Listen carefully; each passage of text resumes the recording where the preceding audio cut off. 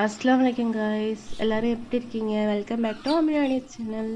இந்த சேனலை புதுசாக பார்க்குறவங்களா சப்ஸ்கிரைப் பண்ணிடுங்க. நம்ம சேனலில் பெரியவங்கலேருந்து குழந்தைங்க வரைக்கும் பார்க்கலாம். ஏன்னா நான் போகிறது எல்லாமே என்டர்டைன்மெண்ட் கிளிப்ஸ் தான். என்டர்டைனோட என்னோடய குக்கிங், அப்புறம் வந்து என்னோடய குவைட்ஸ் எல்லாமே சேர்ந்து வரும் இந்த அமிரா அனிஸில்.